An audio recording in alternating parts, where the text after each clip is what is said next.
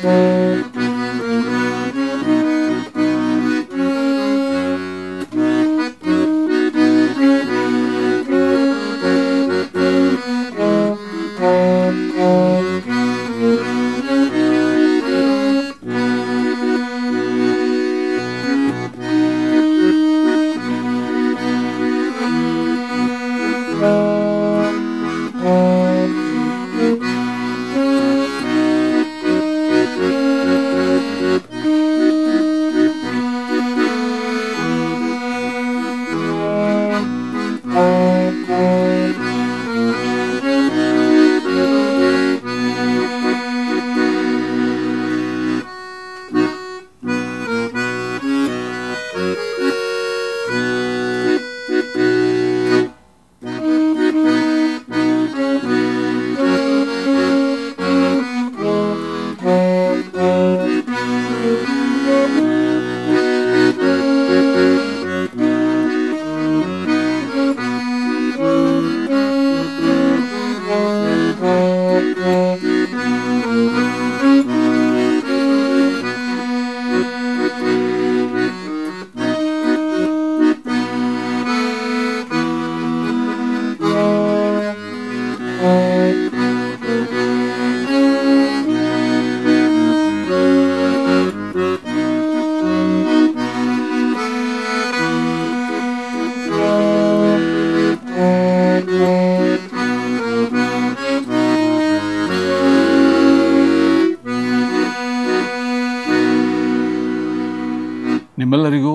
ನಮ್ಮ ಕರ್ತನಾದ ಯೇಸು ಕ್ರಿಸ್ತನಿಂದ ಕೃಪೆಯೂ ತಂದೆಯಾದ ದೇವರಿಂದ ಶಾಂತಿಯೂ ಉಂಟಾಗಲಿ. ನಮ್ಮ ಧ್ಯಾನಕ್ಕಾಗಿ ಯೋಹಾನನು ಬರೆದ ಮೊದಲನೇ ಪತ್ರಿಕೆ 2ನೇ ಅಧ್ಯಾಯ 1ನೆಯ ವಚನವನ್ನು ಓದುತ್ತೇನೆ.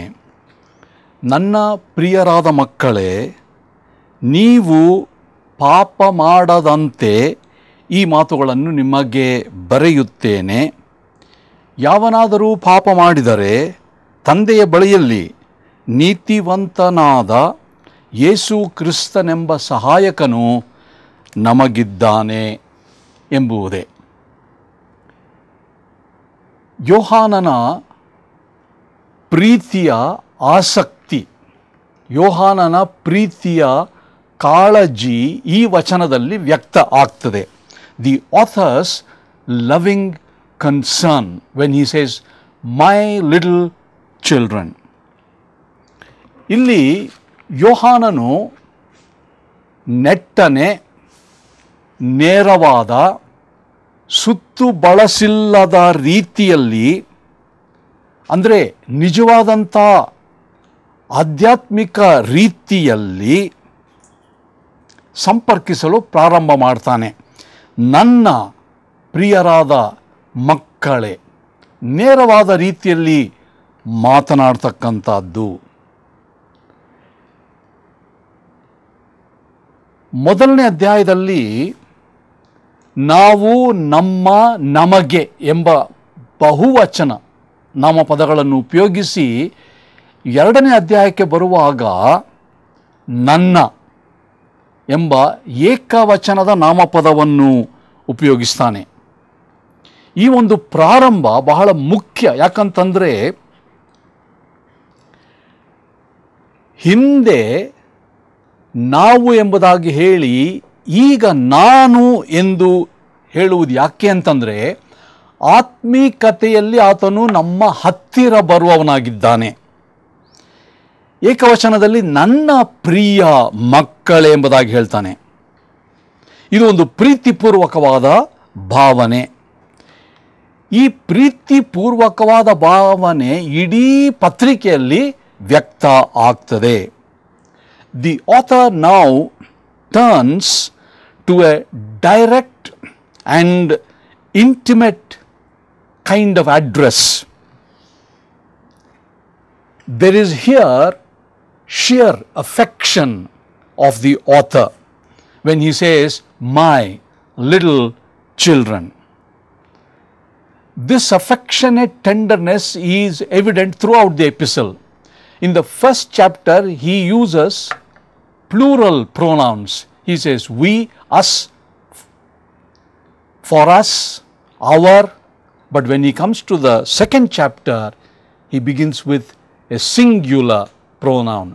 I, my affectionate children. ಒಂದು ಕಾರಣ ಏನಂತಂದರೆ, ಯೋಹಾನನಿಗೆ ಈ ಪತ್ರಿಕೆ ಬರೆಯುವಾಗ ಸುಮಾರು ವಯಸ್ಸಾಗಿತ್ತು. ಒಂದು ವೇಳೆ ಯೇಸು ಕ್ರಿಸ್ತನೊಡನೆ ಸಂಪರ್ಕಿಸಿದ ವ್ಯಕ್ತಿಗಳಲ್ಲಿ ಜೀವಂತನಾದವನು ಈತನೊಬ್ಬನೇ ಇರಬಹುದು. ಈ ಪತ್ರಿಕೆಯನ್ನು ಬರೆಯುತ್ತಿರುವಾಗ ಈತನೊಬ್ಬನೇ ಬಹುಶಃ ಆತನ ಮುಪ್ಪಿನ ಕಾಲದಲ್ಲಿ ಒಂದು ಕೋಮಲ ಸ್ವಭಾವ, ಒಂದು ಮೃದುವಾದಂಥ ಸ್ವಭಾವ, ಮನಸ್ಸನ್ನು ಎದ್ದು ಕಾಣುವಂತೆ ಬರೆಯ ಒಂದು ಗ್ರಂಥಕರ್ತನು. John at the time of writing this epistle was quite old. Maybe he was the last man alive who walked with Jesus in the days of his flesh. In his old age, we see there is nothing but tenderness for those who are his spiritual children. ಮೊದಲನೇದಾಗಿ ಆತನ ಪ್ರೀತಿ, ಕಾಳಜಿ ಇಲ್ಲಿ ವ್ಯಕ್ತವಾಗ್ತದಲ್ಲ. ಯಾವ ವಿಧದಲ್ಲಿ? ನೀವು ಪಾಪ ಮಾಡಬಾರದೆಂಬ ಒಂದು ಚಿಂತೆ, ಒಂದು ಕಾಳಜಿ ಆತಂದು. His concern in this section is, my little children, I write unto you that you may not sin. ಇದೊಂದು ಪ್ರೀತಿಯಿಂದ ಗೆಲ್ಲುವ ವಿಧಾನ. He seeks to love them into goodness. ಇಲ್ಲಿಯ ಪ್ರೀತಿಯ ವಿಷಯ ಏನಂತಂದರೆ, ನೀವು ಪಾಪ ಮಾಡಬಾರದು. ಪಾಪದ ಬಗ್ಗೆ ಬರೆಯುವಾಗ ಎರಡು ವಿಷಯ ಇದೆ. ಮೊದಲನೇನಂತಂದರೆ, ಪಾಪ ಸಾರ್ವತ್ರಿಕವಾದಂಥದ್ದು. ಸಿನ್ ಈಸ್ ಯೂನಿವರ್ಸಲ್. ಮೊದಲನೇ ಅಧ್ಯಾಯ 10ನೇ ವಚನದಲ್ಲಿ ನಾವು ಹೀಗೆ ಓದ್ತೇವೆ, ನಾವು ಪಾಪ ಮಾಡಲಿಲ್ಲವೆಂದು ಹೇಳಿದರೆ ದೇವರನ್ನು ಸುಳ್ಳುಗಾರರನ್ನಾಗಿ ಮಾಡ್ತೇವೆ ಮತ್ತು ಆತನ ವಾಕ್ಯವು ನಮ್ಮಲ್ಲಿ ಇಲ್ಲ. ಪಾಪ ಎಂಬತಕ್ಕಂಥದ್ದು ಸಾರ್ವತ್ರಿಕ, ಎಲ್ಲ ಕಡೆಗಳಲ್ಲಿ ಎಲ್ಲರಲ್ಲಿಯೂ ಇರುವಂಥದ್ದೇ. ಆದ ಕಾರಣ ಎಲ್ಲರೂ, ನೀವು ನಾನು ಪಾಪಿಗಳೆಂಬುದಾಗಿ ದೇವರ ಪ್ರಸನ್ನತೆಯಲ್ಲಿ ಒಪ್ಪಿಕೊಳ್ಳಬೇಕಾಗ್ತದೆ. ಎರಡನೇ ಕಾಳಜಿ ಏನಂತಂದರೆ, ಯೇಸು ಕ್ರಿಸ್ತನ ಮೂಲಕ ನಮ್ಮ ಪಾಪಕ್ಕೆ ಕ್ಷಮಾಪಣೆ ಉಂಟು. Two concerns of the author here. Number one, he says sin is universal, 1:10. He who says he has not sinned makes God a liar. Everyone is a sinner. All have sinned. And the second concern is that sin can be forgiven by Jesus Christ. ಇದನ್ನು ಆತನು ತನ್ನ ಆತ್ಮೀಯ ಮಕ್ಕಳಿಗೆ, ಕ್ರೈಸ್ತರಿಗೆ ಬರೆಯುತ್ತಿದ್ದಾನೆ. ಇದೊಂದು ದೊಡ್ಡ ಸುವಾರ್ತೆ ಸೇವೆಯನ್ನು ಮಾಡತಕ್ಕಂಥ ಕೂಟ ಅಲ್ಲ.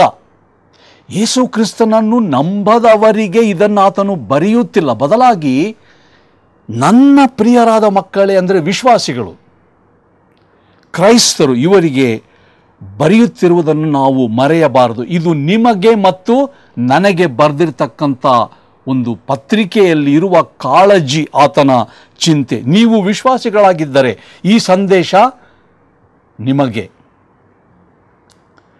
He is writing this to Christians. If you are a Christian believer, it is for you. It is not an evangelistic meeting. He is talking with Christians.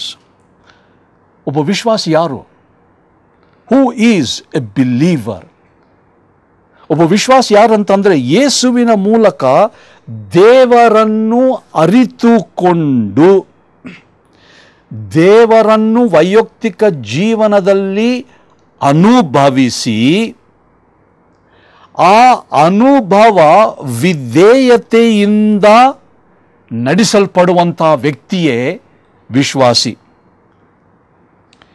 ನಮ್ಮ ನಂಬಿಕೆಯೇ ನಮ್ಮ ವಿಧೇಯತೆಯೇ ನಮ್ಮ ಪ್ರೀತಿ, ದೇವರಿಗೆ ಎಷ್ಟು ಪ್ರೀತಿ ಎಂಬುದಾಗಿ ಪರೀಕ್ಷೆ ಮಾಡ್ತದೆ. ನಮ್ಮ ವಿಧೇಯತೆ ಏನಾಗಿದೆ, ಇದೇ ನಮ್ಮ ನಂಬಿಕೆಯನ್ನು ಪರೀಕ್ಷೆ ಮಾಡುವಂಥದ್ದು. ಯೋಹಾನನಿಗೆ ದೇವರನ್ನು ಅರಿತುಕೊಳ್ಳುವುದು, ದೇವರನ್ನು ಕಂಡುಕೊಳ್ಳುವುದೆಂದರೆ ಆತನಿಗೆ ವಿಧೇಯರಾಗಿ ನಡೆಯುವುದೇ. A Christian or a believer is one who has come to know God. And this knowledge of experience leads to obedience. Our obedience is the test of our faith. For John, to know God is to obey God. ಮೊದಲನೇದಾಗಿ. ಎರಡನೇದಾಗಿ, ವಿಧೇಯತೆಯಿಂದ ದೈವಜ್ಞಾನ ಅನುಭವ ಆದ ಮೇಲೆ ಪಾಪದ ಕುರಿತು ಹಗುರಾದ ಆಲೋಚನೆ ಎಲ್ಲರೂ ಮಾಡ್ತಾರೆ, ಅದು ಇರುವುದಿಲ್ಲ. ವಿಧೇಯತೆ ಬಂದರೆ, ದೇವರ ಜ್ಞಾನ ಬಂದರೆ ಪಾಪ, ಅಧರ್ಮ, ಅನೀತಿ ಇವುಗಳ ಕುರಿತಾಗಿ ಹಗುರವಾದ ಯೋಚನೆ ಮಾಡಲು ಸಾಧ್ಯವೇ ಇಲ್ಲ. ಎಲ್ಲ ಹೇಳ್ತಾರೆ, ಬಿಡಿ ಅದೇನ್ರಿ, ಎಲ್ಲರೂ ಮಾಡ್ತೇವೆ, ನಾವು ಮಾಡ್ತೇವೆ. ಹಗುರವಾದ ಒಂದು ನೋಟ, ಒಂದು ದೃಷ್ಟಿ. ದೇವರ ಜ್ಞಾನ ಇದೆ, ಯೇಸು ಕ್ರಿಸ್ತನಲ್ಲಿ ಅನುಭವ ಇದೆ, ವಿಧೇಯತೆ ಉಂಟಾ? ಈ ವಿಧೇಯತೆ ಏನು ತೋರಿಸ್ತದೆ ಅಂದರೆ, ನಾವು ಲಘುವಾದ ರೀತಿಯಲ್ಲಿ ಪಾಪದ ಕುರಿತಾಗಿ ಮಾತನಾಡಬಾರದು. Since the knowledge of God includes obedience, the Christian, the believer cannot think lightly of sin. We tend to say everybody does it. So what? Why not I? You can't take that kind of a light attitude towards sin. ಆತನ ಕಾಳಜಿ ಏನು? ನಾವು ಪಾಪ ಮಾಡಬಾರದು. My dear children, what is his concern? His concern is that we may not sin. ಎರಡನೇದಾಗಿ, ಆತನು ನಮಗೆ ತನ್ನ ಕಾಳಜಿಯಲ್ಲಿ, ತನ್ನ ಚಿಂತೆಯಲ್ಲಿ ಒಂದು ಬುದ್ಧಿವಾದವನ್ನು ಅಥವಾ ಒಂದು ಎಚ್ಚರಿಕೆಯನ್ನು ಕೊಡ್ತಾನೆ. His admonition in the second place is a warning. And to this warning there are two faces. ಈ ಎಚ್ಚರಿಕೆಗೆ ಎರಡು ಮುಖಗಳಿವೆ. ಮೊದಲನೇದಾಗಿ, ಕ್ರೈಸ್ತತ್ವ ಎಂಬತಕ್ಕಂಥದ್ದು ಒಂದು ನಿವಾರಣೀಯ ಅಥವಾ ಒಂದು ತಡೆಗಟ್ಟುವ ಧರ್ಮ. ಕ್ರೈಸ್ತತ್ವ ಎಂಬತಕ್ಕಂಥದ್ದು, Christianity on the face value is a preventive religion. ನಿವಾರಣೆ ಮಾಡುವ, ತಡೆಗಟ್ಟುವಂಥ ಒಂದು ಸತ್ಯ, ಒಂದು ಧರ್ಮ. ಆತ್ಮಿಕ ಅಥವಾ ನೈತಿಕ ರೋಗವನ್ನು ಗುಣಪಡಿಸುವುದಕ್ಕಿಂತ ಅದನ್ನು, ಆ ರೋಗವನ್ನು ತಡೆಗಟ್ಟುವುದೇ ಒಳ್ಳೆಯದು, ಉತ್ತಮ ಅಲ್ಲವೇ? ಒಂದೋ ನಾವು ತಡೆಗಟ್ಟಬಹುದು, ಇನ್ನೊಂದ ಅದನ್ನು ನಾವು ಗುಣಪಡಿಸಬಹುದು. ಕ್ರೈಸ್ತತ್ವ ಎಂಥ ಧರ್ಮ ಅಂತಂದರೆ, ಈ ಆತ್ಮಿಕ ರೋಗವನ್ನು ಮೊದಲನೇದಾಗಿ ತಡೆಗಟ್ಟಲಿಕ್ಕೆ ಪ್ರಾರಂಭ ಮಾಡ್ತದೆ. It is one thing to cure the moral or the spiritual sickness. It is quite another thing to prevent it. We have the adage saying, prevention is better than cure. And that's exactly what Christianity does. ಈ ಪತ್ರಿಕೆ ಉದ್ದಕ್ಕೂ ಪಾಪರಹಿತ ಜೀವನ, ಪವಿತ್ರವಾದ ಜೀವನ ಸಾಧ್ಯತೆ ಉಂಟೆಂಬುದಾಗಿ ಬರಹಗಾರನು ನಮಗೆ ಒತ್ತಿ ಹೇಳಿ ನಮ್ಮನ್ನು ದೃಢೀಕರಿಸ್ತಾನೆ. Throughout this epistle the author is stressing that there is the possibility of our not sinning. A sinless life is affirmed by him. And most pointedly in 9th verse of the 3rd chapter, he says, no one who is born of God will continue in ಸಿನ್. ಈ ಒಂದು ವಿಷಯವನ್ನು ದೃಢವಾಗಿ 3:9 ಹೀಗೆ ಹೇಳ್ತಾನೆ, ಏನಂತಂದರೆ, ದೇವರಿಂದ ಹುಟ್ಟಿದವನು ಪಾಪ ಮಾಡನು. ಆಂಗ್ಲದಲ್ಲಿ ಬಹಳ ಚೆನ್ನಾಗಿದೆ, he will not continue in sin, ಅಂದರೆ ಪಾಪದಲ್ಲಿಯೇ ಜೀವನ ಮಾಡನು. ಯಾರು? ದೇವರಿಂದ ಹುಟ್ಟಿದವನು. ಕಾರಣ, ಹೇಗೆ ದೇವರಿಂದ ಹುಟ್ಟಿದವನು ಪಾಪ ಮಾಡೋಣ ಎಂಬುದಾಗಿ ನಾವು 9ನೇ ವಚನದಲ್ಲಿ ಪುನಃ ಓದ್ತೇವೆ. ಅಂತಂದರೆ, ಅವನು ದೇವರಿಂದ ಹುಟ್ಟಿದ ಕಾರಣ ಪಾಪ ಮಾಡಲಾರನು. ಯಾಕೆ ಅಂತಂದರೆ, ದೇವರ ವಾಕ್ಯವು ಅವನಲ್ಲಿ ನೆಲೆಗೊಂಡಿದೆ. The word of God abides in a believer. Therefore he does not continue in sin. He does not go on and on sinning. ಇಲ್ಲಿ ವಿಶ್ವಾಸಿಗಳು ಪಾಪರಹಿತ ಬಾಳಿಗೆ ಕರೆಯಲ್ಪಟ್ಟವರಾಗಿರುತ್ತೀರಿ. ನೀವು ನಾನು ಕ್ರೈಸ್ತರು, ನಮ್ಮ ಜೀವನ ಪಾಪರಹಿತ ಜೀವನವಾಗಿರಲಕ್ಕೆ ಯೋಹಾನನು ನಮ್ಮನ್ನು ಆಹ್ವಾನಿಸುತ್ತಿದ್ದಾನೆ. ಸಾಧ್ಯವೇ? ಅನೇಕರು ಹೇಳ್ಬೋದು, ನಮ್ಮಲ್ಲಿ ಪಾಪರಹಿತ ಜೀವನ ಮಾಡಲಿಕ್ಕೆ ಸಾಧ್ಯವೇ ಇಲ್ಲ. ಸಂಶಯ ಇರಬಹುದು, ಆದರೆ ಇದು ಸಾಧ್ಯ. ಯಾಕೆಂತಂದರೆ ಯೋಹಾನನು ಹೇಳುವ ಹಾಗೆ, ನಾವು ಆತನು ಬೆಳಕಿನಲ್ಲಿರುವ ಹಾಗೆ ಬೆಳಕಿನಲ್ಲಿ ನಡೆದರೆ ಆತನೊಂದಿಗೆ ನಮಗೆ ಅನ್ಯೋನ್ಯತೆ. Here a believer is summoned, a Christian is summoned to a sinless life. Is it possible? Many a Christian has said, it's not possible to live a sinless life. You may doubt it. It is possible as long as you walk in the light as He is in the light, because you have fellowship with God who is light. And in the language of Paul, he says, be controlled by the Holy Spirit. Do not be drunk with wine, but be controlled by the Holy Spirit. ಪೌಲನ ಭಾಷೆಯಲ್ಲಿ ಪವಿತ್ರಾತ್ಮನ ಅಧೀನತೆಯಲ್ಲಿರಬೇಕೆಂಬುದೇ. ಆದ್ದರಿಂದ ಜೀವನದಲ್ಲಿ ನಮಗೆ ಪವಿತ್ರತೆ, ಪಾಪ ಇಲ್ಲದಿರುವಿಕೆ. ಮತ್ತೊಂದು ಆವರ್ತಿ 5ನೇ ವಚನವನ್ನು ಇದು ಓದ್ತೇನೆ. 2ನೇ ಅಧ್ಯಾಯ 5ನೇ ವಚನದಲ್ಲಿ, ಯಾವನಾದರೂ ಆತನ ವಾಕ್ಯವನ್ನು ಕೈಕೊಂಡು ನಡೆದರೆ ಅವನಲ್ಲಿ ನಿಜವಾಗಿ ದೇವರ ಮೇಲಣ ಪ್ರೀತಿಯು ಪರಿಪೂರ್ಣವಾಗಿದೆ. ಮೊದಲನೇ ಸಾರಿ ದೇವರ ಪ್ರೀತಿ ಎಂಬುದಾಗಿ ಇಲ್ಲಿ ಆತನು ಹೇಳ್ತಾನೆ. ಏನು ಮೊದಲನೇ ಸಾರಿ ಆತನು ದೇವರ ಪ್ರೀತಿ ಎಂಬುದಾಗಿ ಹೇಳುವಂಥದ್ದು? ಏನಂತಂದರೆ, ನಾವು ದೇವರ ಬೆಳಕಿನಲ್ಲಿ ನಡೆದರೆ, ಪವಿತ್ರಾತ್ಮನ ಅಧೀನತೆಯಲ್ಲಿದ್ದರೆ ಪಾಪ ಮಾಡಬಾರದೆಂಬ ಎಚ್ಚರಿಕೆ ನಮಗೆ ಇದೆ. ಆದ್ದರಿಂದ ನಾವು ಬೆಳಕಿನಲ್ಲಿ ದೇವರ ಅನ್ಯೋನ್ಯತೆಯಲ್ಲಿ ನಡೆಯುವವರಾಗಿದ್ದರೆ, ಯೋಹಾನನು ಹೇಳುವ ಪ್ರಕಾರ ಪಾಪದಲ್ಲಿಯೇ ನಾವು ಸತತ ಜೀವನ ಮಾಡುವುದಿಲ್ಲ. ಇದು ತನ್ನಷ್ಟಕ್ಕೆ ತಾನೇ ಆಗುವುದಿಲ್ಲ. ನಮ್ಮ ಪ್ರಯತ್ನ, ನಮ್ಮ ತೀರ್ಮಾನ ಮತ್ತು ಆತನ ಸಹಾಯ ಎರಡೂ ಸೇರಿದರೆ ನಾವು ಕ್ಷಮಾಪಣೆಯನ್ನು ಹೊಂದಿ ನಿಜವಾಗಲೂ ಪಾಪರಹಿತ ಜೀವನವನ್ನು ಮಾಡಬಹುದು. 1ನೇ ಅಧ್ಯಾಯ 9ನೇ ವಚನದಲ್ಲಿ, ನಮ್ಮ ಪಾಪಗಳನ್ನು ಒಪ್ಪಿಕೊಂಡು ಅರಿಕೆ ಮಾಡಿದರೆ ಆತನು ನಂಬಿಗಸ್ತನೂ ನೀತಿವಂತನೂ ಆಗಿರುವುದರಿಂದ ನಮ್ಮ ಪಾಪಗಳನ್ನು ನಮ್ಮಿಂದ ತೆಗೆದುಹಾಕ್ತಾನೆ, ಕ್ಷಮಿಸ್ತಾನೆ.